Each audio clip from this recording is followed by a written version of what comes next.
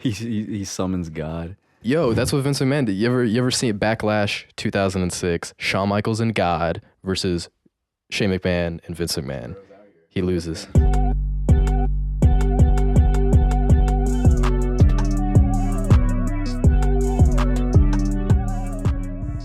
I remember that little yellow slider keyboard phone you had with the camera on it?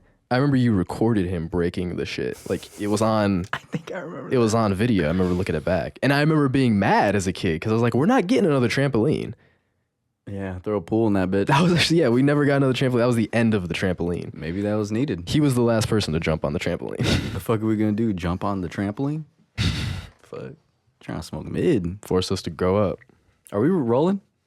We just doing a roll and start? Let's do it. Right. Yeah. What's up, boys? Welcome. How's it going? Now, here's one thing. I feel Episode like dose is 444. Angel numbers. If you didn't listen to episode 1, I bet you're feeling like a Dumbo. speaking of episode 1, if you're tuning in from that, if you're just going back and binging, always remember, you're just on a long drive, car trip, shitty shift at work. You're going from episode 1 to episode 2. That silent trip back from the abortion clinic. That too.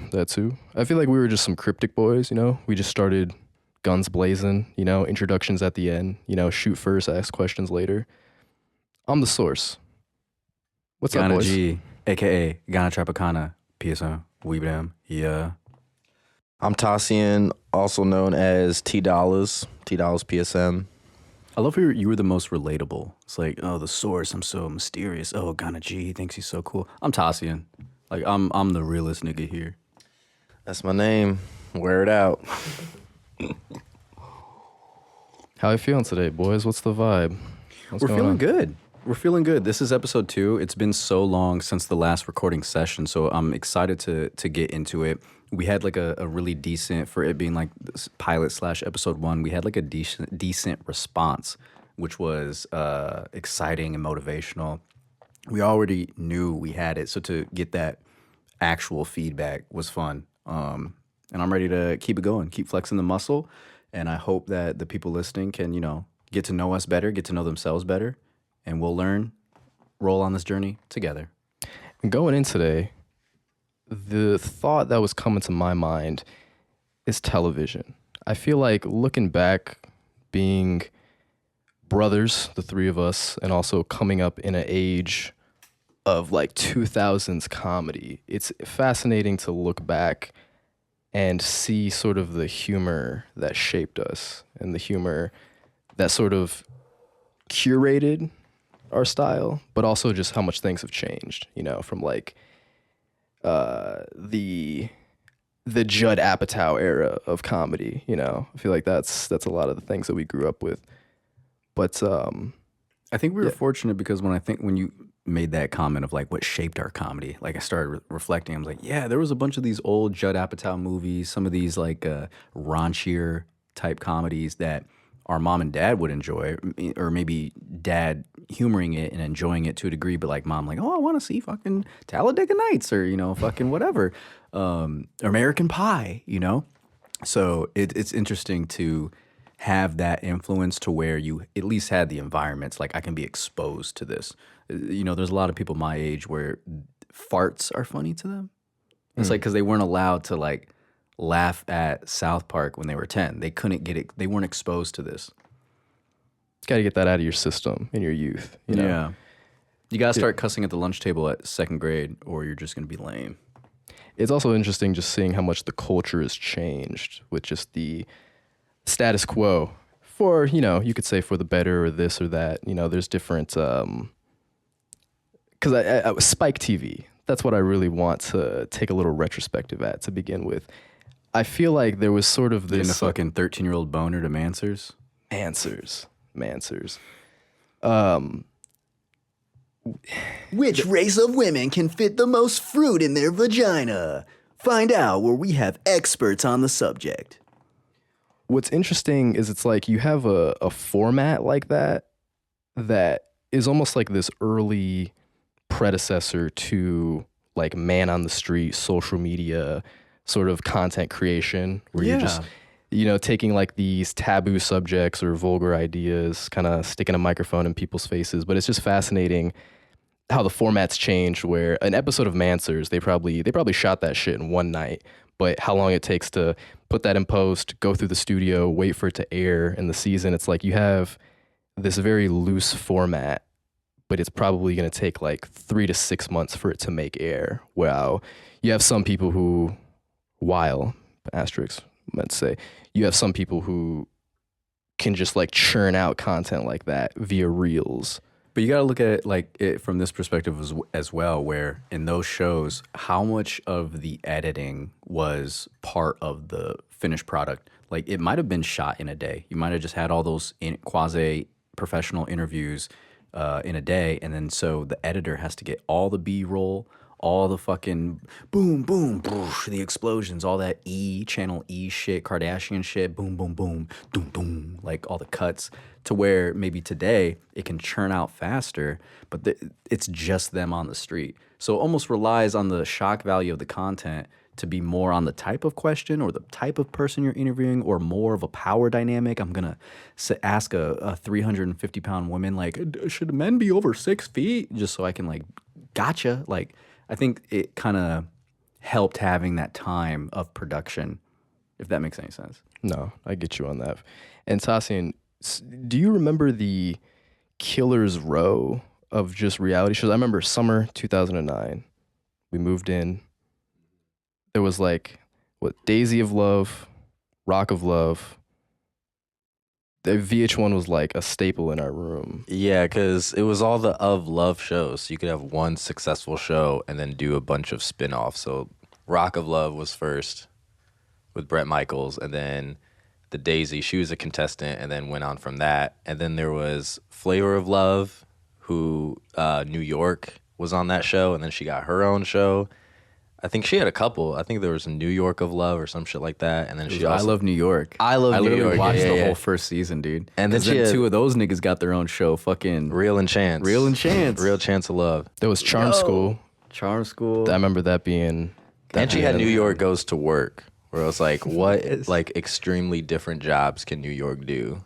Real and Chance had their own too, where they were like, I remember one episode where they were just like with a nigga who does work with alligators, and they're just like on the bayou, like, oh look, it's two niggas with a white guy in deep south, like ha ha ha ha ha ha ha.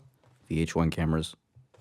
That's the thing. I feel like reality show, like so much Predatory. that exactly, but so much of the legwork is from, of course, in post, but also the producers there. Like, imagine if some studio executive from VH1's like, all right, T, you're in charge of this. We're gonna send her out with this alligator person in the bio. Just give me content. Like, we're just gonna throw some two odd fellows together with each other and just kind of, let's just massage reality enough to just get some sort of content that we can throw in a 22-minute episode. Dude, you're just at the tip of the iceberg. Like, have you seen any of those videos where they do the expose on like Jersey Shore or all those VH1 shows where it's literally like these, two women are fighting and the camera guy is just like, what if you spit Can you on redo her? that again? No, like, what if you spit on her? Like, they're literally egging them on, creating this drama. Yeah, there's some interesting... Or rewarding the ones who do that naturally. Mm. There's some Ask Me Anythings And they were there. slaves. They were not getting paid for working at the shore store. No royalties. Like, they just signed that. Dude, yeah, it's crazy. It's crazy. And we're mad at the situation. He was just trying to make a living. I was Shout just out Pauly thinking D. about Charm School. Just jumping back to that. That was almost like a predecessor to like the whole Bad Girls Club. Like just getting a whole bunch of women in a house and they're going to fight. And just like going to be catty and all the drama. Yeah, how'd you know? And that's just the whole point of the show. But almost like that era of reality TV, it's like it's fake in a way, like you're still watching it, but it's almost like you're set up within these parameters of like being in a house. Or I feel like we're later, like 2010s reality shows, like what's the big one? The Kardashians. Like that, it's almost like it's even more fake, where it's set up in a way where it's supposed to be kind of real. Like you're just following these people's lives, but it's still just as scripted as these more like golden era It's the reality Ryan shows. The Ryan Seacrest effect. Dude, I Almost remember it. I used to watch a little bit of the Kardashians, and the I only remember episode Not- episode I that remember me as well. It just kind of it was on. it's on, and it's like, the world by it's storm. the Kardashians. He doesn't want to look at them. What the fuck? Anyway, not even in that way, but it's just like they're attractive. It's the bright colors, beautiful kitchen, like fancy cars. Like you don't. How do you We're a not wanna nation watch of it? idols. We have that sort of psychology to us. But there was an episode where they were driving, ironically, in the bayou. They were down south. Was that Courtney and Kim Take Miami or whatever? Yeah, There's so many spin-offs. they might have been in got, the Everglades. They did the Hamptons. They did New York. They did Miami. Courtney and Chloe take Miami. I forgot which Take one. Miami. Like, Jesus. You mean your producer sent you here for a week to? And I Facts. remember actually looking at the. They had the Yeezus episode. the- That was fun. Oh yeah, I Kanye remember. came through to the shop, and he They- was just like, yo, what the fuck is this? I actually remember watching the episode on E where Kanye proposes to Kim in a baseball stadium. Oh. Which looking back, I'm just like, yeah, he proposed to her like probably in private. And they're just like, yeah, can we just get another take of your proposal? Let's just make it flashy, make it big. Let's do it in a baseball stadium. Which I don't. Yeah, I'd have to. It would only make sense if you did it in like Wrigley or White Sox, because Yeah. Chicago. I don't know. Should have proposed her on O-Block. No, but the episode was they were in the bayou in a Range Rover, and they're on like E. They're on E, and they're like just tripping. And so the whole episode, from the start of the episode until the final 5 minutes where they actually get to that scene, they're just showing them freaking out in the car, like, oh, we're gonna run out of gas. Like, alligators are within 50 feet. Like, it was just so. You think The E News is milking. gonna let you die? I remember catching Exactly. on to that young, just how they They should have quadruple A with that money. how they edit an episode and format it for TV, where they would always, they're cutting to commercial break. You got the little lower thirds of E coming up next, and they'll put some sort of like something like that, Drama. where it's like, oh, we're gonna run out of gas, we're gonna run out of gas.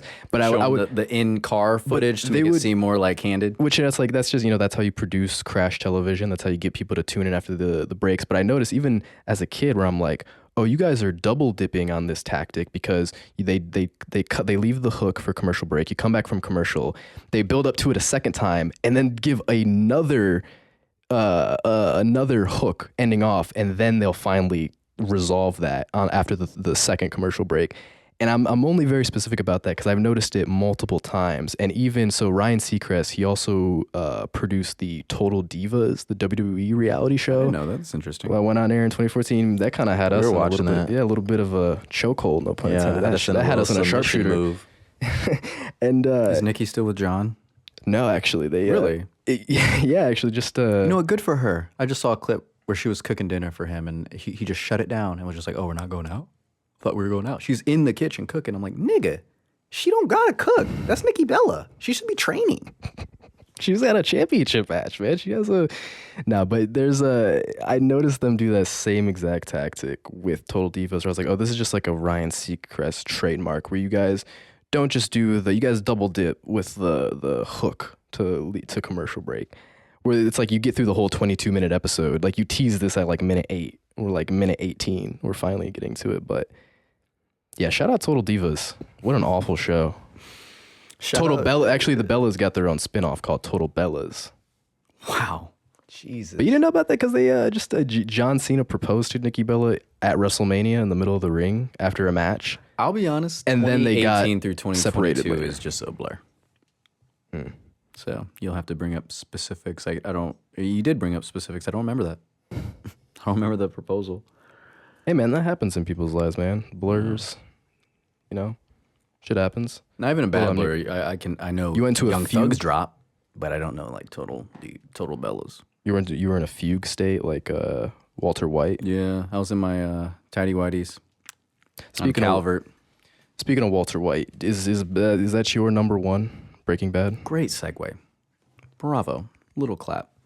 I would say it's my introductory show. So it's almost like you're, as a kid, the first candy you really loved. Like you get older, you might like other things or enjoy other things more as your taste develops. But that always has a very special place in my heart. I couldn't watch it again, but loved it.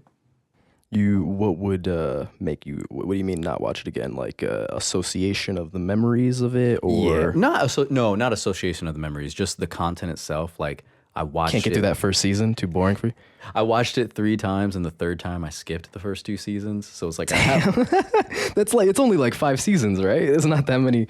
yeah, but it's just like, okay, I get it. You want to go straight to Gus, and He's a teacher. Yeah, it's just like, okay, we were can we talking start about cooking? that. And that was actually something Cook up. that we were talking about earlier, where I really enjoy the first season of Breaking Bad. I know it's like kind of a slog, and even Tassie, we were talking about that as well, where it's like that first season can be slow, but I believe it's slow on purpose. Like even Yeah, it was even good just going through it for the first time. even visually, like the color palette of that first season is a lot colder. There's a lot more blues in it, and of course that could be chalked up to also the first season's budget before it really started getting picked up for more seasons. But when you watch that first season, you do feel.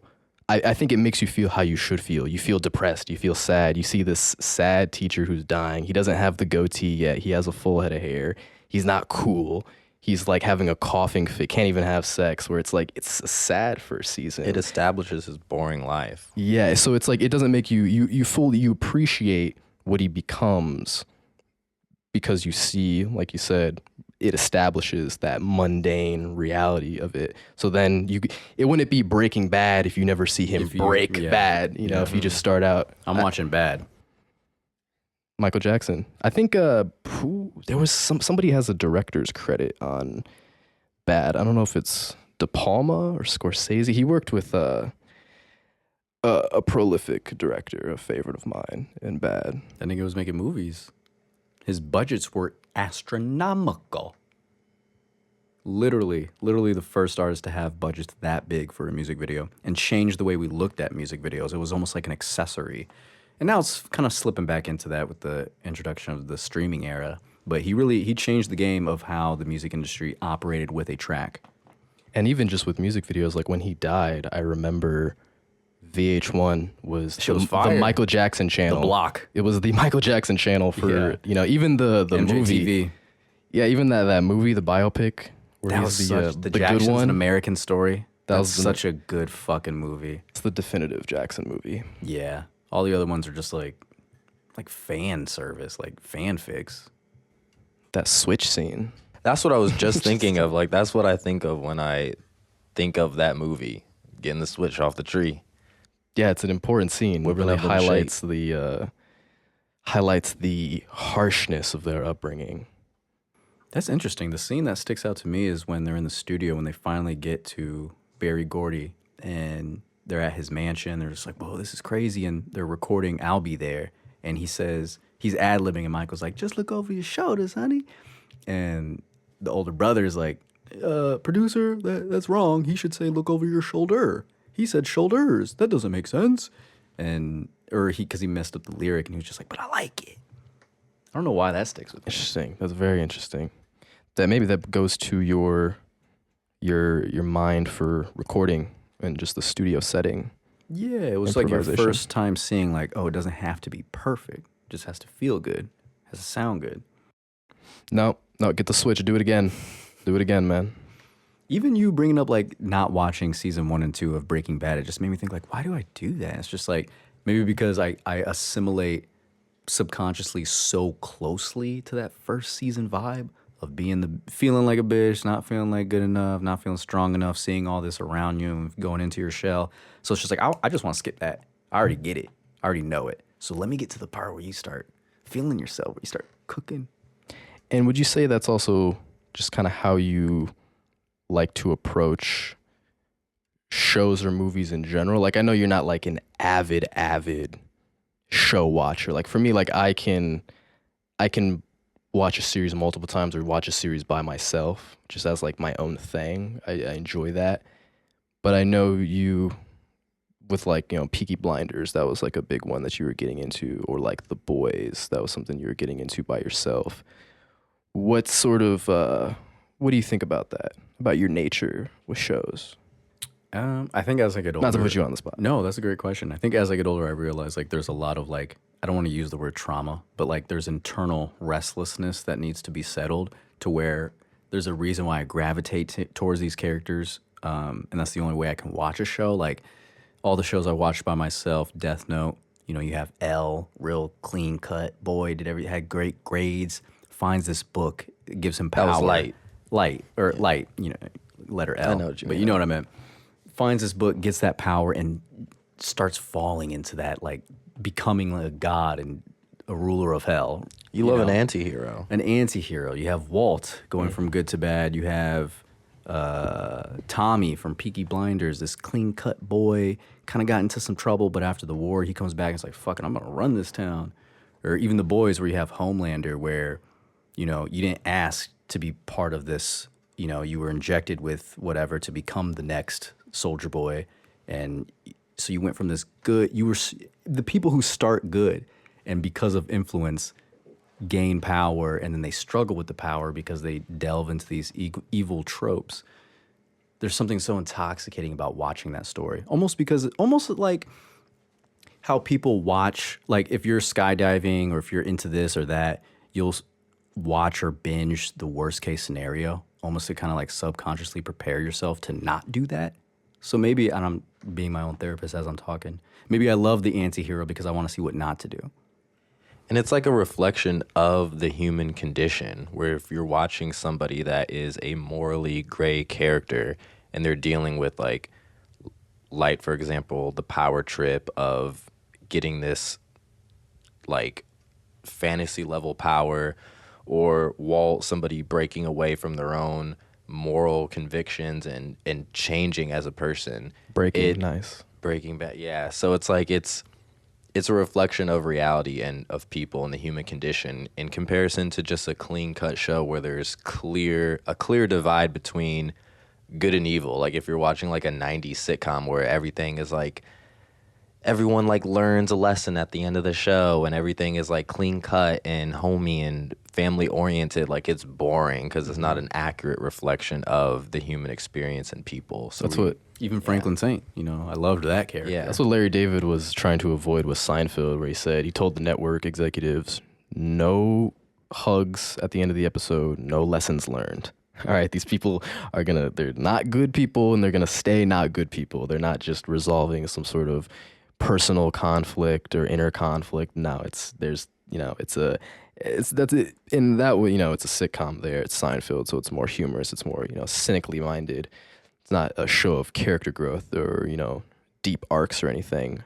However, the appeal of that show with kind of exploring this existentialism of mundane everyday life, and there's no faux sentimentality about it, which I enjoy, But to the anti-hero idea, I think that's what makes Tony Soprano probably one of the most enduring figures in television history for those who have seen it and for those who live by it, because it's like you have a complicated character with Tony Soprano. You have somebody who, and if you really study the arc, obviously it comes to this conclusion, being a sociopath, true affection displaying itself with his close nuclear family, pets, babies, but then that being juxtaposed by his everyday actions, how he makes his money, the murder, the manipulation, sort of using psychotherapy and psychoanalysis, or talk therapy and psychoanalysis to sort of justify his actions. Like that's a big thing in season 6 at the end when I heard about that episode with his therapist. Yeah, so it's like, and I was gonna say this to you, if with you in your That was a dark joke. I don't know if you got it. Sorry, Wasn't there an episode where the therapist? Oh, okay. Yeah, that's heavy. That's I need therapy Shit, after heavies. that episode. It was some No, shout out Lorraine Bracco. What Is that the name of the actress or the character? That's the name of the actress. She also played the wife of Henry Hill in Goodfellas. That was also the thing when they were casting The Sopranos at first. The mob genre, it was sort of kind of a dead horse already beaten at that point in '99. So that's what also made it such an enduring classic is that it takes that mob setting and it does something completely new with it and putting it into these new areas of vulnerability and psychoanalysis and exploring the dreams and exploring really the whole series is like this reflection of America and all of that. And But my main point was I was gonna say I think you, with your interest, that intoxicating interest in the anti-hero, I think Tony Soprano would be a character you'd fuck with, especially just where you are in life. The themes of leadership as well, controlling men and dealing with that is very interesting. When was the first time you guys came to exposure of The Sopranos? I remember I remember being like an avid TV watcher when The Sopranos finale came out because they were like advertising it. When was the first time you heard of The Sopranos? It's for me, I can't pinpoint when I became aware of it. It's just something like you said, being somebody that watches TV, just something that was just in the cultural zeitgeist. So it's something I've just known of for years. I don't remember exactly when I found out about it, but it wasn't until the pandemic that me and Nene, we started watching it. Me and the Source started diving into The Sopranos. So it's just something I've just known for years of as like a classic TV show and acclaimed show. I remember shout out Seth MacFarlane, another curator of humor, very constructive, I'd say, and kind of that sort of a lot of social references, a lot of that sort of political satire, just sort of holding a mirror up to society. How many Family Guy references were like, this is like where that one celebrity did this, and you're a kid, and you're like, what does that mean? That's kind of now the whole, I gotta find it out. Yeah, the whole foundation of the cutaway gag, but also just being a very curious kid. Pause. And every single little reference that I didn't understand. I feel like being raised, coming up in the age of information, having the internet available to me, I would just sort of use that as a resource to just look at things before my time, you know, which is also just random. I feel like when we were talking about reality shows, like we totally missed like things like Real World or things like Big Brother. That show was boring. I remember that being like on Fox when I was a kid, and like, why am I watching a house? So it's interesting how reality shows have looking at a living room evolved. By the time we got around to it, was very overproduced. It was just the cameras, yeah, and they would cut and do those like cutaway interviews, and now you got the following, the shake. But yeah, back to Family Guy. I just remember that was the first time I'd ever heard of The Sopranos. It was the episode, the Stewie kills Lois episode that they were hyping up really hard. Yeah, big ratings grab, and then it's like a cop out ending with the whole thing being a simulation. And they kind of break the fourth wall there. Brian's just like, oh wow, you know, you're really gonna disappoint the audience like that? And then he's like, oh well, at least we're not like The Sopranos, and just cut to black in mid-sent. And as a kid, I was just like, I don't. That's hilarious. Yeah, I had to, you know, sort of just kind of look that up, and then it just kind of sat in the back of my mind that there's the show that's people talk good things about it. It's an acclaimed, quote unquote, artistic show. So that's sort of like the first little seed in my subconscious. Who watched it first out of you guys? We watched it together for the first time. Was it before the DVD, or did you buy the DVD and then binged it? Or we bought the DVD. Yeah, we hit up Disc Replay. I remember we called trying to just know if they had it, because it was just something, just being a fan of mafia history, and also just the media of the mob, The Godfather, Goodfellas, Casino, throw in Donnie Brasco. You know, that's a less talked about classic, but The Sopranos was sort of like that one that got away, you know, that white whale never got to catch. So I was like, you know, let me actually just see what this is. And I remember coming into that first season and that first episode and not really expecting the tone to be what it was, because this show, like if there ever is a time that you do get into it, the pilot and the first season, there's a lot more humor. There's a lot more sort of, I don't want to say gimmicks, but they sort of play into some mob cliches, and the tone is a little different in that first season, and they sort of settle into it as they go, and it kind of gets darker as it continues. But so is it more light? I would say they kind of is it more cannoli? They maybe a little more cannoli. They do lean into a few more cliches, especially in the pilot too, because it's like, who's that one guy, the Guido guy? Talking about Paulie Walnuts? No, the guy from Instagram where it's like, fuck the number one Guido. Number one Guido. I'm a numbers guy. Is it more like that season one? They do, yeah, because you do have some characters like Syl, like Paulie, who sometimes, especially Syl, first season Syl, can kind of come, Stevie Van Zandt. He comes off as a little bit of a, if you've watched the show, you could kind of feel it. You know what I'm talking about. He's a bit of a caricature. He kind of looks like a Muppet. Remember? He's got that permanent scowl. Permanent scowl. And it fits him by because even like watching it, I finished the show for a third time with our mother, because I'm a good son, you know. Watch shows with my mother, Game of Thrones, you know. But even I remember in kind of using her as like a focus group testing to just see how, okay, somebody who's never watched the show before, let me see how you respond to these characters. And I have a straight poker face. Like, I'm very strict with spoilers when it comes to shows. Like, she's very into spoilers, wants to know what happens, and I don't give in an inch to like really anything. Like, she'll just be like, oh, it's like, what's gonna happen here? And I'm just stone face, not saying anything. But I also like to see how people respond to characters as the show goes on.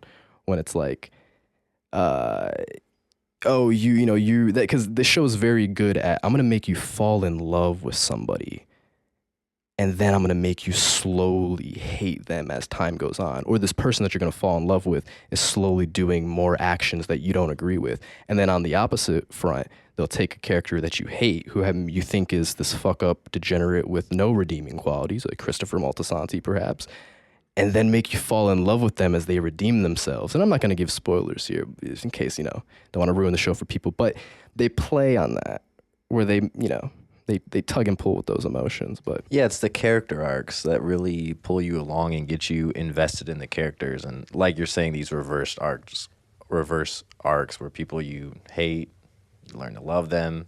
People you love, you learn to hate, and just seeing these multifaceted sides of these people, how they deal with their careers or personalities or crime in this case, it really makes them feel like real fleshed out people that have different shades and sides to them.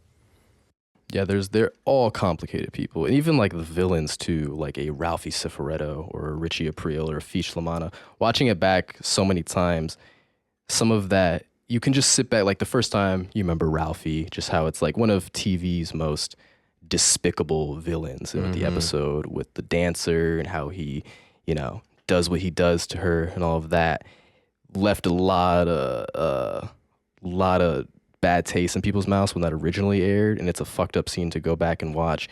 And it's fascinating when you going back, you can actually appreciate the performance of these people. Like, I'll sit back and I'll watch the pure evil and villainy of like a Richie Aprile or a Ralphie, and it's like you can just sort of not as taken with anger, but just sort of appreciating the performance. It's interesting. Yeah, you're almost method acting in a way when you're just embodying pure evil, like you're saying, appreciating that performance beyond just the emotion of reacting to what the character is doing. And one thing, so Matthew Weiner sat underneath the learning tree of David Chase on The Sopranos. He went on to create my personal favorite show of all time, Mad Men. Where would you rank that, T? I would rank Mad Men as my favorite show as well. I would say it's my number one. Thank you, David Chase, for giving birth to Matthew Weiner. He carried him for 9 months and birthed him in 2007. He's a holy disciple.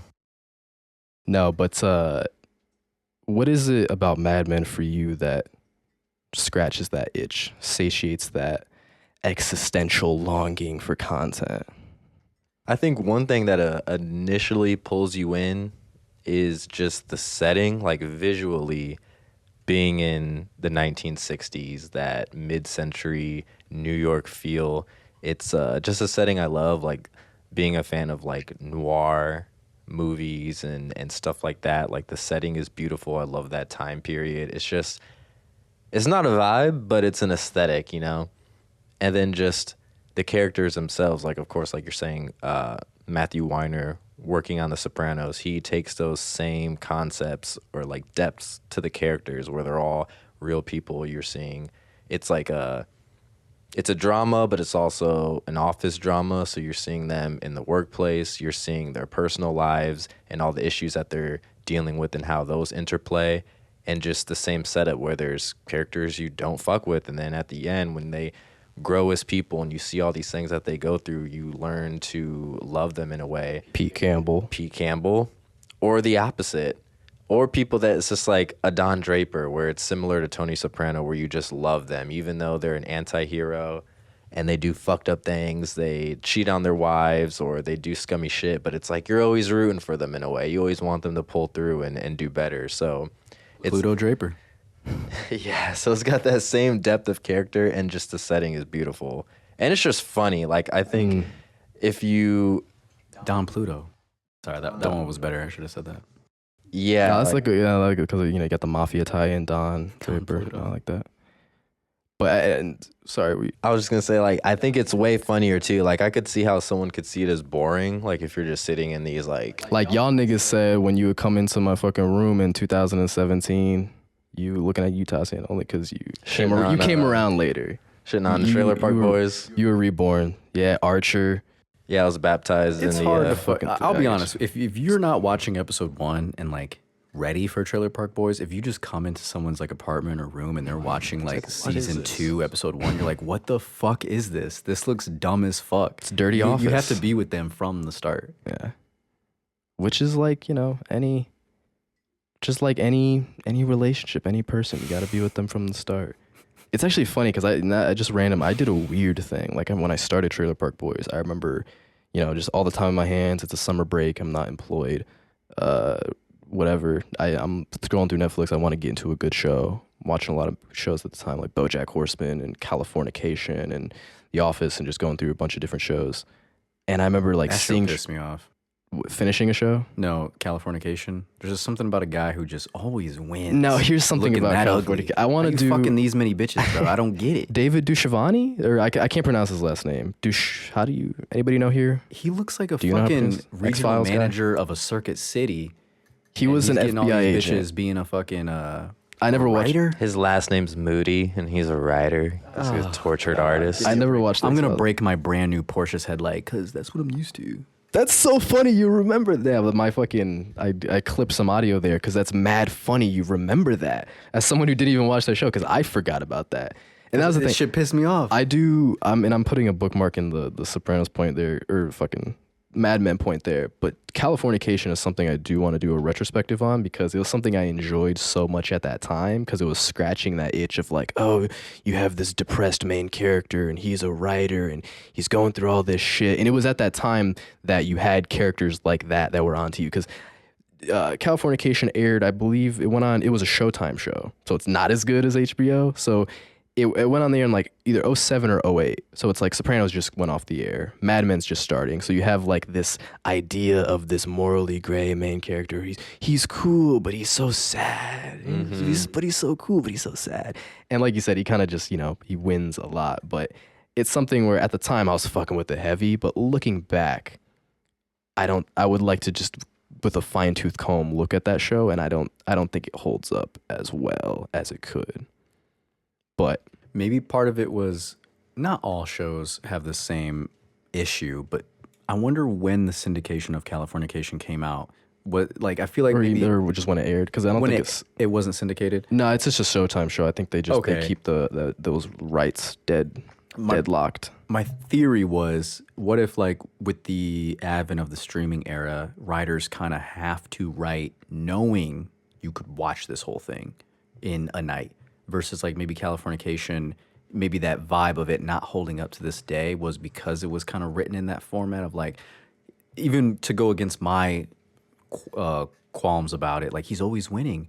Well, if you're just watching it once a week when it comes out, you kind of want this heavy hitter punch, because you can't just hit the next episode. Am I catching on any trail? I feel what you're saying. I think there's truth to that. I guess in the context of Californication, because it's like it wasn't quite in that streaming area, and then there were shows of that, the golden age of TV as they call it, like The Wire and Oz and Sopranos, Mad Men, stuff like that, Lost and everything, that were on the air of that time, with AMC and HBO dominating things. I think a week to week format, in kind of drip feeding that plot and kind of pacing it as much as the writer wants to pace it out, I think that helps the content. I feel like kind of this sort of crash writing where seasons are dropped at a time, I think that it can sort of accelerate the pacing of things. Maybe things can be rushed. Maybe. I feel like this is a good debate platform because as you said that, my first like counter argument was, or maybe it can help because then all I got to think about is a story.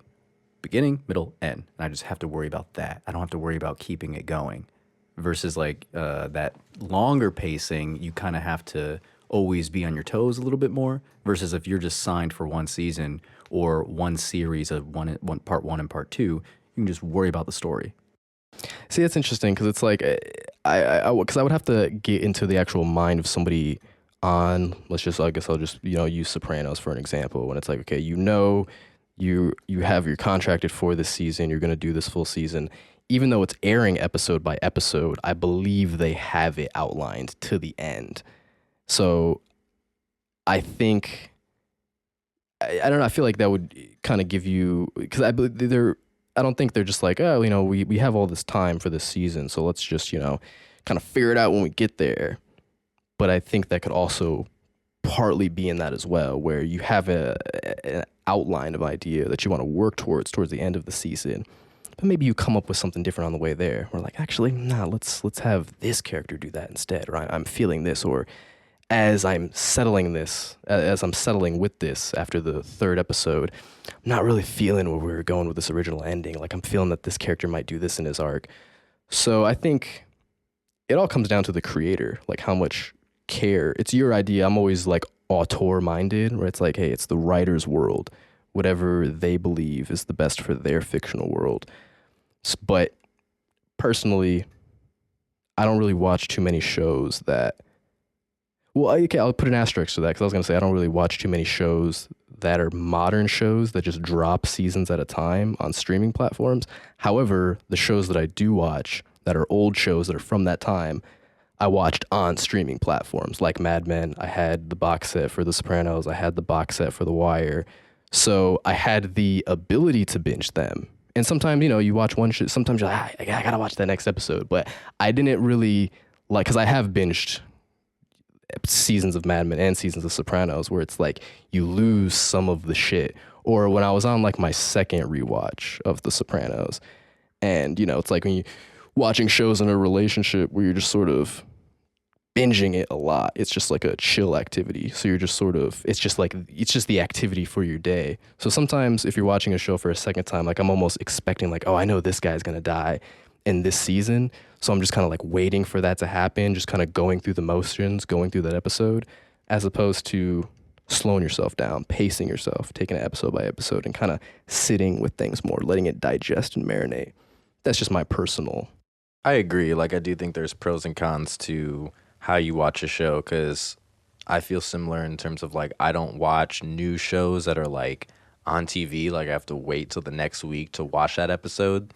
So most of the shows that I watch are already on streaming or it's something older that we could just buy the DVDs for. So there's, like you said, the ability to binge. Shout out physical media till I die. Yeah. So it's like bury me with my DVD collection. But Spotify was down today? No. Spotify was down. Oh, okay. So that wasn't just me at the gym with terrible service. Nigga, nope. That makes sense. Pissed me off. I was like, getting weird shit. CDs. This shit is crazy. I need an MP3 player running on a AAA battery. Y'all pay for Spotify? Okay, felon. Snitching on yourself. Dry snitching. No, sorry, I didn't mean to interrupt, but it was just the whole idea of physical media. Like, yo, Spotify was down. I was like, what the fuck? No, that's true. That kind of ties into what we're saying because I agree. Like, we shouldn't depend on these companies for all of our media. If Spotify went down today, we're gonna lose several years worth of all of our favorite music. So it's like, yeah, buying CDs, buying physical media of the things closest to you. Of course, you're not going to be able to get like some CD of some random like underground rapper or band that you like, but you can buy it on like iTunes or right, yeah, download true. it. That is true. you own your masters. If you is Genesis backed up? If DistroKid goes down, shit. Sorry. You just have to be like the punk ethos and just start burning CDs and handing them out at open mics and local shows. You're gonna have to use the web archive to get my fucking SoundCloud links. That's one thing about specifically DVDs that I think is a lost art is the graphic design of a menu screen. Like I've seen some, like let's say you pop in a cheap, if you pop in an old DVD from like when they first started pressing them, it just goes straight to the movie. In fact, my copy of Goodfellas, actually I had to get a second copy of Goodfellas because I'm like, I just need this on Blu-ray. I can't be using this pressing from 92 because it was a double-sided disc, which is the first time I had ever experienced a double-sided DVD. Halfway through the movie, right after Joe Pesci shoots Christopher Moltisanti, because, you know, Michael Imperioli plays in sounds like Goodfellas. I just saw right. that clip on Instagram today. Spider, R.I.P. Yeah. Spider. Sounds like they cheaped out on the size of the discs. Like there should have Yeah, been more there's space. definitely a storage limit there because you have to. It literally says turn to side 2, and I was watching it. I was like, What the fuck is this scratched? exists? I was like, What this. is I this? didn't. You know, call me young, and I didn't. And I went in, boom, flipped the disc over. But yeah, Wasn't that a that's flex in like 2004, 2005? Like family movie night. It was like, "Yeah, let's keep it on the menu. Let me get some popcorn real quick. Watch the little don't have DVD to hit logo pause. bounce between the screens in the corners. never hits the corner. Never hits it.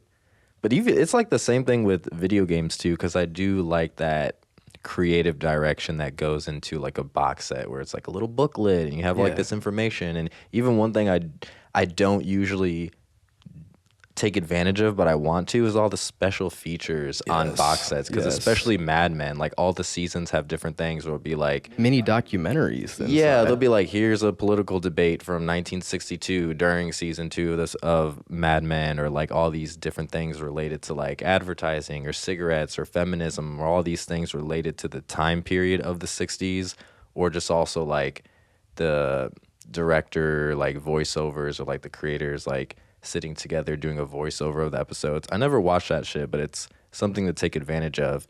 And it's the same thing. It's almost like a lost art in a way, because like even video games too, I remember being a kid and it's like you play a game and it comes with like a map of like the open world or little booklets with all the shit. And now you buy a brand new game and there's nothing inside. There's no booklet. You season pass. You spend $150 for the gold ultimate platinum edition and get a fucking few weapon skins. That's what you get now. Do you remember back in the day when you remember this too, when a DVD special feature was a fucking video game?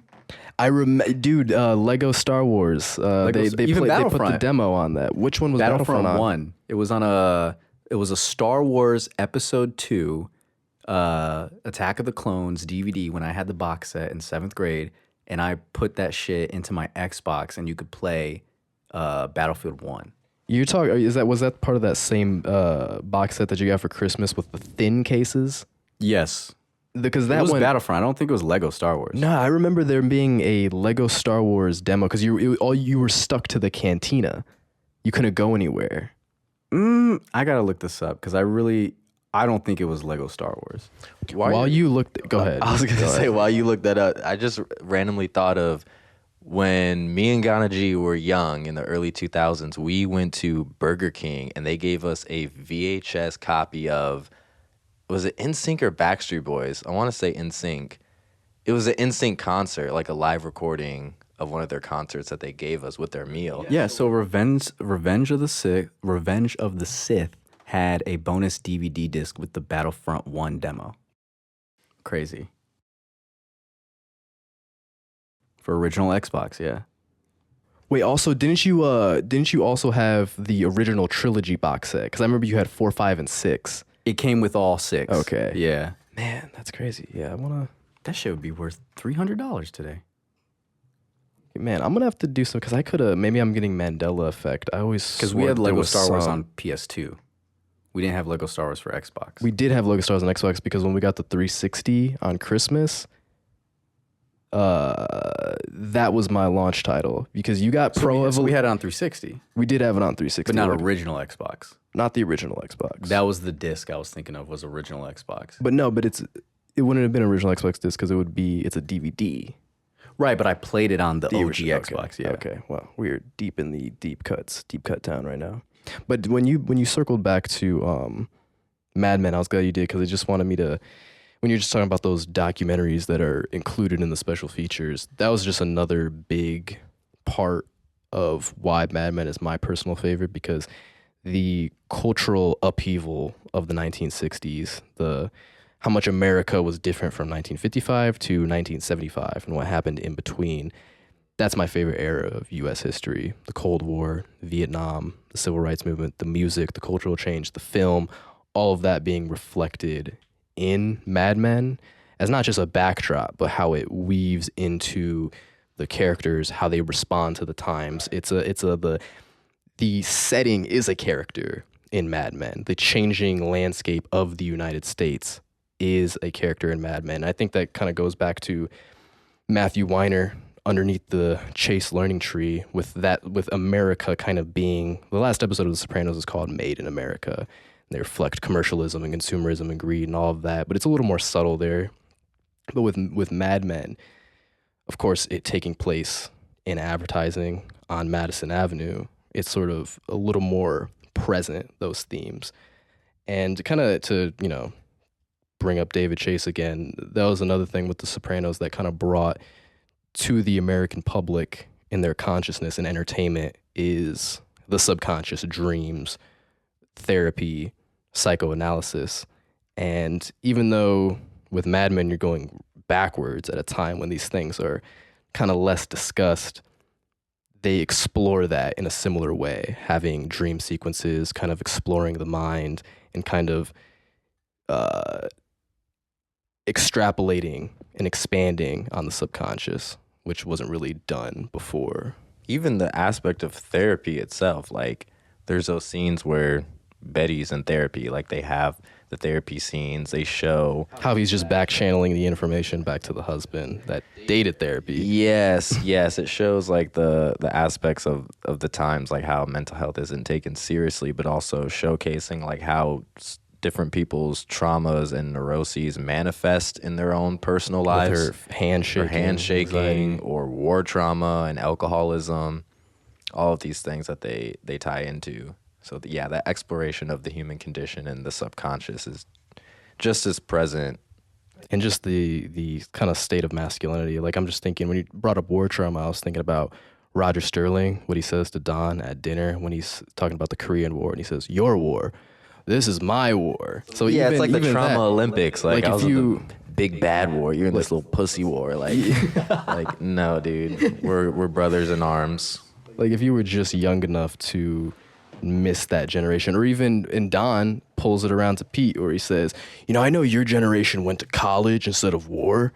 I was like, bro, why are you coming at me for that? You want me to die instead of educating myself? No, but Peaky Blinders has a lot of that because like they're OG, World War I veterans. Am I correct? They are. The ones who started the Peaky Blinders group are World War I veterans, and they come in contact with a lot of people who, especially in the later seasons, they'll come in contact with people who didn't go to war. And it's just interesting, like them bringing it up in the same way. It's just like, well, you leave for war, you don't really come back. Shit like that. It's like, okay, dude. Yeah. Fuck with I started thinking about the James Bond piece, thinking about people missing war, that whole psychology of Hey, I missed it too. I didn't get sent to Afghanistan. And it's almost like an aspect of shame, like that 20th century mentality of like you've been old enough serving your country. I just started to think of a recent war and be like, hey, I didn't get drafted. We might have just, came here just in time for World War III. So You're like in the toddler unit of Afghanistan. Facts. Afghana babies.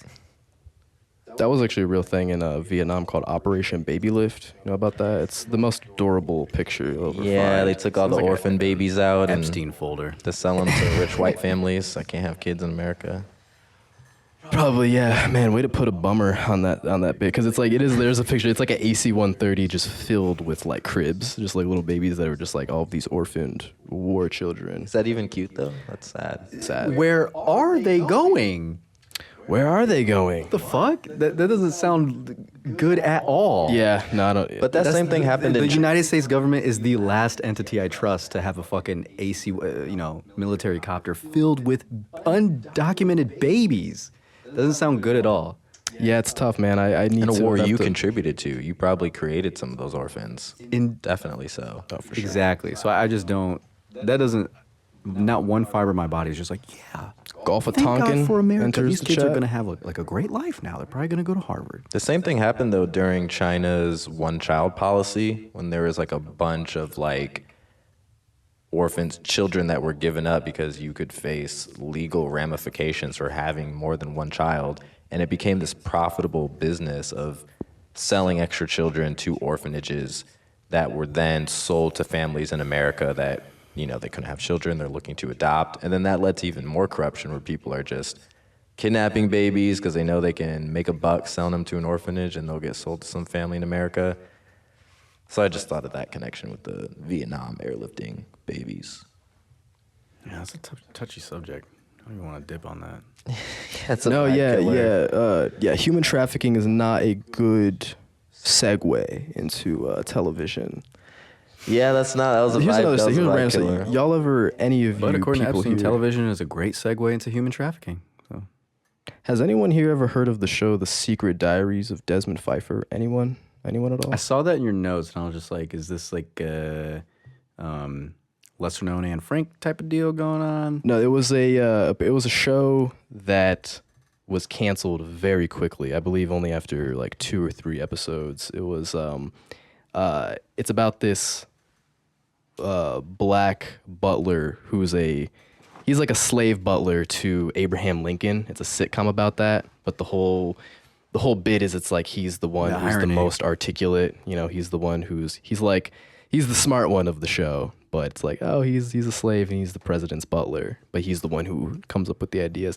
Did not last long. He should have been the first one freed, right? He was Abe Lincoln's slave.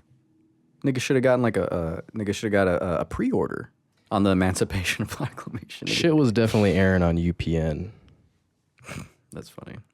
Actually, UPN. I just think about King and Queens reruns. The Secret Day, man. Spotify's Google down as well. Shit taken for. I've never even heard of that show. Yeah, actually, it did air on UPN. Actually, it did. October 5th, 1998 was the first episode date. Did not last long. Only 3 episodes. Damn, that shit shouldn't have left the boardroom. A black English nobleman named Desmond Pfeiffer becomes the valet to President Abraham Lincoln. Did not last long. The valet? So he brought him the carriage on that fateful night? It's the synopsis. And it's something that they did a good job of hiding it and covering it up because I had not had heard of it until I just randomly stumbled upon it. And even IMDb is fucking like a bone dry on plot synopsis here. Can't even find a summary of episode 1. You're gonna have to find like a Nexpo Lost Media video on it or something. That's funny. I love a good tale of lost media. Y'all ever watch Freaks and Geeks? Shout out. I Freaks. did actually. Or Did at you least finish? The first season. It is. I can't remember. Only one season. It's only one? Okay. Yeah. That makes sense then. It was so long ago. It was on fucking Christine's MacBook. Just like chilling on a twin size air mattress, whatever the fuck. So long ago, so I can remember if it was more than one season. But it was good. It was nice. Yeah, I think that's a classic. Like, that show got canceled after 1 season because the time block it was on, it was like a bad block where it's like aimed for this youth audience, but it was like Saturday nights at like 8. So these people that are supposed to watch it are like out actually doing shit. Yeah, so then it didn't have the ratings, so it got canceled, but it became a cult classic. So I feel like that's an interesting example of like something that had a lot of potential getting cut short and that leading to its cult status, where it's like, who knows how it actually would have been if it continued on. It may not have been culturally relevant. It could have been even better. It might have been beneficial for the careers of people like James Franco and Seth Rogen to where... You want to see what they're going to do next. Well, right, but imagine if it did go 5-6 seasons. That's more what they are, those characters. Yeah. Than like the nameless. Yeah, they could have been countless doing characters they season 8 of Freaks and Geeks when they could have been writing Superbad, exactly. or Pineapple Express never came out because they're doing the That 70s Show last season where they're all out of high school and they're just trying to figure out shit to do to kill time. Yeah, that's funny. And even that legendary cast. Shout out Linda Cardinelli, little of Mad Men fame. Seth Rogen, James Franco. I can't remember the other dude's name. Jason Segal. Yeah. I like calling him that. Segal. Forgot he was in that show. Siegel. I don't know. I think it's Jason Segel. Yeah. He's gonna do some. Even kung that fu on one. your What's ass. the one? I can't remember her name. The actress, fucking the sexiest Velma. Yeah, Linda. I don't know. Linda Carney. Like, yeah, I'm really. She's just in Mad kinda Men know her- too. That's where I brought her. Yeah, she On her does. 60s vibe. Old Sylvia. Mm-hmm. Even that younger brother. He got a few roles. Traumatizing Sally Draper. Yeah, poor Sally. No spoilers. Go watch Shit. it. I don't know what our runtime is on, but I think we're nearing.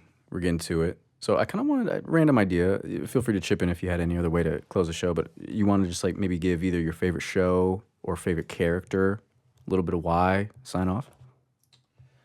I just thought of two things. One thing, like this whole talking of TV made me think of like cartoons. Like, what's like your favorite cartoon or something you connected to as a child? And one thing that, like being like a Nickelodeon Cartoon Network kid, that I always remember, Foster's Home for Imaginary Friends. I would say that was my favorite cartoon. It was so unique, and it's such like a thing I think if you could relate to if you were a kid, like kind of a house kid, or maybe you didn't have like a lot of friends or something, just like that concept of if you're a child, you can literally imagine an imaginary friend and it manifests into the real world.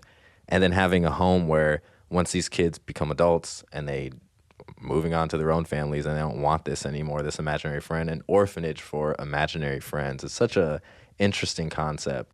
And there's I like like this. the way you broke it down. Yeah, and there's almost like this element of like sadness to the show, because don't they play on that about the people? Yeah, like just that whole outgrowing your imaginary friend, and then like seeing them as adults like come back. Like what was the Hispanic Eduardo was? Yeah, and was Eduardo, it- her creator is she's a like- police she's a officer. police officer, yeah, and then She's from the hood, so she created Eduardo, who's like externally very scary, but inside is just like a lovable teddy bear crybaby. He Beautiful. protected her while she was growing up in like inner city, but it was also like her best friend. And then Blue as well. He was the best. No, fuck me. The Blue. Blue. It was the name of the basketball player. Will. He's based off of Wilt Chamberlain. Will, that's very funny. How did I forget that? And then what was his origin story with why he was missing the arm and the eye? He was the imaginary friend of a kid that played basketball, and he had like a 1-on-1 or I guess 4-on-4 competition with another kid and his imaginary friend that was like a huge, even bigger than Wilt, and he ends up getting his eye and his arm fucked up in a basketball game. But I like the first. I like Eduardo. That was a little deeper. Will, it's just like, bro, imagine a new arm. I was thinking about that. It is interesting that there's consequences for the appendages of these imaginaries. it's like That nigga because he became had like the amputee. yeah, his crooked eye, the way that they because animated the ball that. just bent his eye, so it's like it's like wonky. What was the cheese character? What was his thing? Like, wasn't it the kid who made him just like fucking had ADHD or something? Yeah, a like bad crazy. white kid. Yeah, zany ADHD kid. So she created like this. Yeah, insane. What was the story with Coco? Is Coco like the saddest one, or like no one knows? Or isn't there like a conspiracy? Yeah, no one knows where she came from because within the Foster's Home for Imaginary Friend lore, apparently she came from some scientists that like crashed on an island or something related to that. It's almost like Coco's like a tree, kind of. She's like like- a coconut tree. Yeah, she's like a hybrid of a palm tree, a plane, and a bird. And she only says Coco. Like that's the only word she says. So the other characters understand her, but you as the viewer don't know what she's saying. My theory is that she was dreamed up by a special needs child. That's a possibility. Wait, plane, palm tree, bird. Was this like a subconscious manifestation of a Jeffrey Epstein victim? Maybe that's the island they were on. A child crash Interesting, landed yeah. on That's a Jeffrey reading. Epstein's island. Might have to do an op-ed for the Atlantic. Foster's Home for Imaginary Friends, a retrospective. What we should have been paying attention to. But back to child shows for a second, regular show. That was a very fascinating little intersection there of children's shows. Because that also came at that time. It's like, 2010, 2011. You also had things like Adventure Time coming on the air, taking people like Tyler the Creator Flapjack. by storm. Flapjack. The Misadventures of... Who created Flapjack? Because the animator behind that was also involved in... Gravity Falls, maybe? another- I don't know for sure. I know what you're talking about. I remember like looking into something like that. But yeah, he's attached to another project as well. But yeah, Regular Show was an interesting time and place because it was a kid show, but you felt cool watching it because of the bits of adult humor, the sort of slacker tone to it. You know, you're like, hey, every kid wants to be Mordecai and Rigby, have this job where they this slacker easy job, paid for house.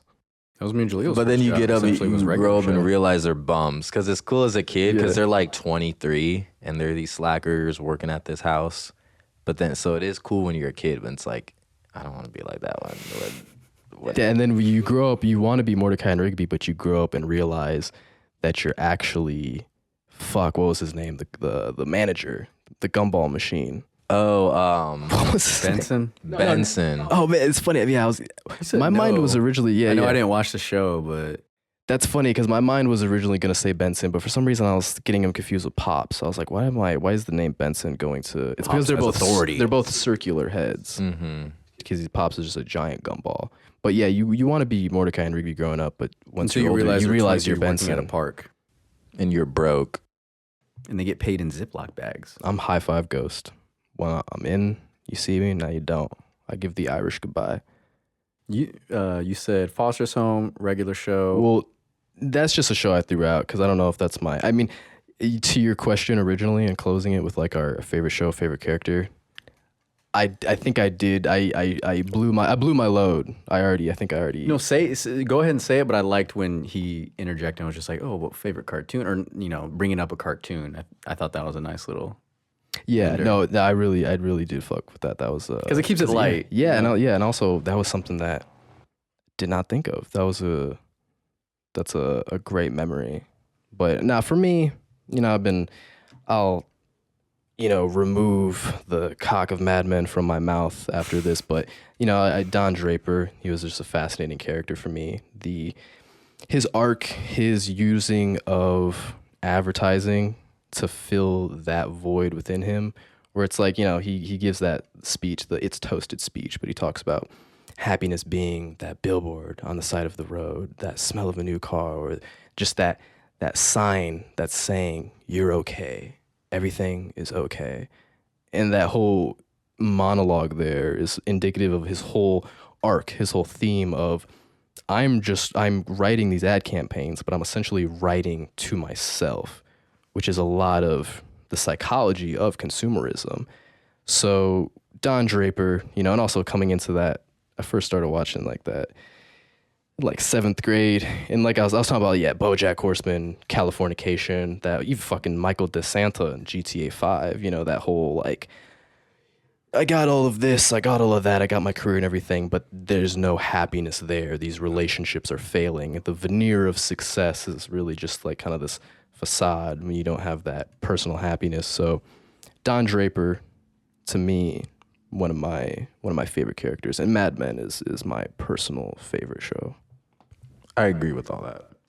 Sticking on the topic of Sasuke, that's funny. were you? Okay. No, I would say Itachi. Make a left, right. Because Sasuke was like so pretentious. Sasuke was just like, I'm just so depressed. I'm just gonna say fuck everybody and be a murderer. Like when Itachi was like, okay, I gotta do this. Like I don't have to, but if I don't, there's gonna be a lot more damage than if I were to just hurt me and let all the other people be okay. So I fuck with Itachi more than Sasuke. He did fuck up though, the way he handled did it. that, yeah. Yeah. But he was a kid too. He was a He was a kid. kid too. But fucking rocket power. Fucking rocket. Like Oh, when you yeah, mentioned yeah. like who didn't want to do this, like watching a I cartoon. want to as a skate with kid? Tony Hawk. Who facts. And a Action Just wanna kids in fucking- play position. Facts. Who Riders didn't wanna on a just mission. play, skate, snowboard, do all those extreme sports in Southern California while your parent owned a fucking like taco shack, burger shack. Oh, what was the name of it? The fucking Motherfuck. the Raz Shack. I want to the say Raz Shore Shack because The that's Shore the most Shack. cliche. Yeah, I Shore think that Shack. is. I remember like the design of it like that, like almost like the yin, like half of like a oval, like a koi fish type of. I don't know if that makes sense what I'm describing there, but I remember the sign of the Shore Shack. Yeah, I Yeah, it can was the picture Shore it. Shack. That was dope. Do you guys remember the video game on GameCube that we had? I was thinking about that. Yeah, that shit was fun as fuck. I need to look back at who developed. I think that's a THQ. Yeah, it was I believe THQ. they actually did a pretty good job with the skating What in mechanics the because you could just world? play it like Tony Hawk. Yeah. Why is this article from 2017 by Jenka Magazine catching up with Otto Rocket? And then there's like a drawing of him with like a liquor bottle and a bong on a couch. That's burnout funny. now. I could totally see it. I mean, his name is Otto. What do you expect? Hawaiian It's like, dreadhead. we didn't have to do that. Rocket Power went off the air 13 years ago. What's the Rocket Boy been up to? Man, I had a lot going for me after Tony Hawk came on the show. He wanted me to ride for Birdhouse. Who the fuck wrote this, dude? That's funny. I like that. That is hilarious. Keith, what's the next question? There's some. Wait, I remember once I was at a skating contest with Nija and Ryan Sheckler. We were warming up and we made this pact to skate together for the rest of our lives. I haven't seen Sheckler in years and Nija probably wouldn't recognize me. But hey, when I was making that kind of money, whatever. Fucked up. He broke his leg in a skating accident, got addicted to perks. That's crazy. So when You did you ended get up kicked like off Birdhouse? Tony had a viewing party for this tour video and I was getting pretty litty. Then Jaws showed up. This was way before he was pro, by the way. This has to be Like you're in the know of skating, like Jaws, Nigel Houston. Rocket An Power interview Well, from the the sister. interview I feel like perspective. guys. Speaking of, I was gonna say I feel like kids kind of had like a cartoon crush on the sister because she's like, oh, she's cool. Like she's like kind of tomboyish. You're riding a bike, skating. She's the cool older sister. I mean, how do you not like a light skin with purple curly hair? Come on now. Prototype. That means looking at the kids and then looking at the dad, he was with a little chocolate queen. Otto, see, because I'm trying to Little like look at Samoan their. shorty, because he was white. He was like He a was he was like a white. blonde surfer dude. And they're brown as fuck with tight whatever hair. Yeah, they're like cartoon orange though. It's like that's not even. It's like they're Arthur, the Aardvark's race. Raymond. What happened to Rocket. her? Did she die in a surfing accident? I need some lore on the mom. Oh, I forgot about this character. No, he was the one who became the burnout. He was remember in Lords of Dogtown, out of the Z Boys, what was the guy Lars. in Lars Z Boys? Rodriguez. Who was the guy who didn't make it and just kind of got caught up with like skinheads and shit and the gang activity and Oh, that was Jay Adams. Jay Adams. Yeah. Yeah, he started That's- rolling with the cholos and He's Jay Adams. And fucking Stacy Peralta. That's Sam. He's Squid. Squid is Stace. That's I don't even funny as remember. I fuck. don't even remember his actual name. I just remember him going by Damn, Squid. the mama died in a surfing accident. for real. Yeah, That's what I said. Yeah, That's crazy. Actually, Why did Squid have the N on his shirt? What did that mean? and for no swag. Honestly, look at that's really what the kids are wearing today nowadays. Just like a the letter baggy on a shit. shirt. No, not. But no, yeah, the late '90s, The early Rocket's 2000s mom. swag. Before she Damn. died. Wow. Shit, she was a little island Pacificer. He had a little native queen. Speaking of that transition would make you think I was gonna show up some actual fanfic, but like look at this no, it was a picture of it was a picture of this nigga growing up. It just looked yeah, right here. Look at this nigga. Bro does not need a skateboard. He needs a desk with lumbar support and a nice webcam for his Zoom calls. He looks like fucking Philip Seymour Hoffman in 25th Hour about to get fired for sexual misconduct. He's accountant by day, skater by night. He's like that. Did you guys see that clip where that news guy is giving like a local news report on the skate park? And he's like, so the kids here at this new skate park, and he's just riding and then hit a little rocket. Oh yeah, that's classic. Yeah, I've seen that. He's that guy. But go ahead. We got to wrap this up. Just want to say, all grown up. That's quite a cash grab before cash grab started being cashed in. I'm But because it the was fact done that right. we're in Yeah, this it was just not bad. a quick little note on nostalgia economy. Because I was gonna say, I would take all grown up over whatever they're regurgitating out as like the new Rugrats. Yeah. When it's just like, Have you seen the new Dora? there's a new everything. There's dude. there's a that '90s show. We're living in like the nostalgia economy now.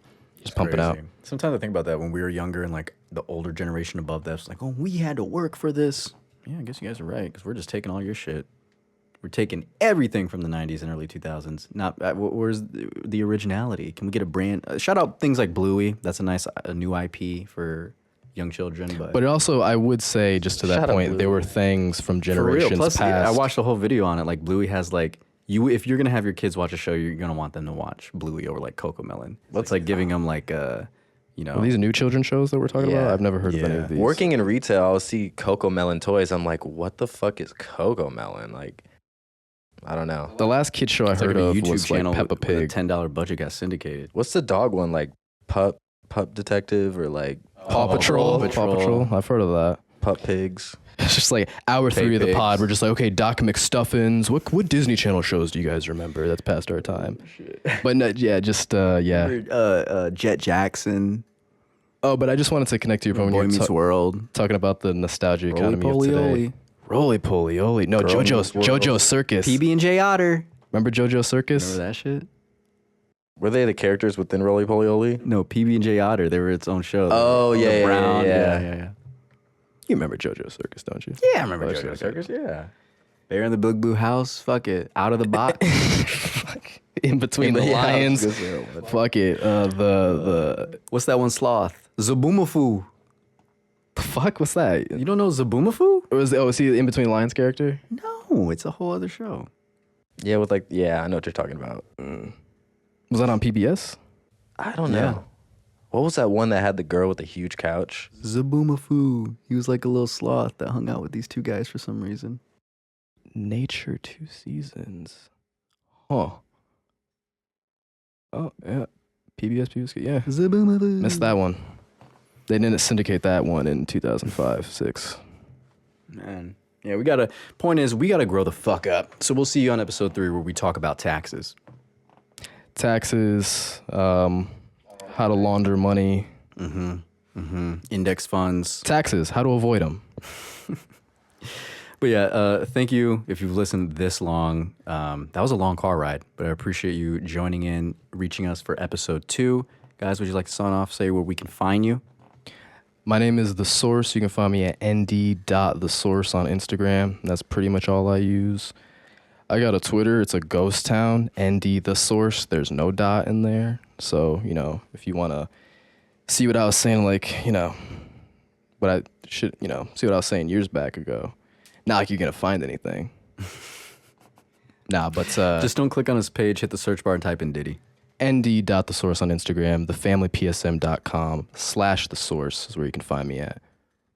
You can also find me on thefamilypsm.com. I go by at T-Dollaz PSM on socials, but just check out thefamilypsm.com in general for all of our content. We got writing from The Source, music from Ghana G, my art. We got writing and visuals from Jew, and just all of our stuff there. It's our main hub, our main internet stomping ground. So check it out. Give us some clicks. Indeed, it was so nice. I have to say it thrice. Make sure to go to www.thefamilypsm.com. It's a beautiful website where you can find all of our content. If you want to follow me personally on all social media at Ghana Tropicana, just like the juice in the country. Let's go back home. I'm an alien, yeah, my body's a clone. Ay, let's go. Up and away above the clouds. That's why I stay. I love it now. I wasn't down to take information, learn the land. Can we conquer these aliens? They call them man, they obsess over things they don't understand, like life and what it all means. But they have the slightest clue of all the things that they can achieve. They have all these needs: sex, drugs, money, power. Sit on their phones for hours, chop down the trees for buildings and towers. Don't realize till their plan is devoured. Don't realize that the earth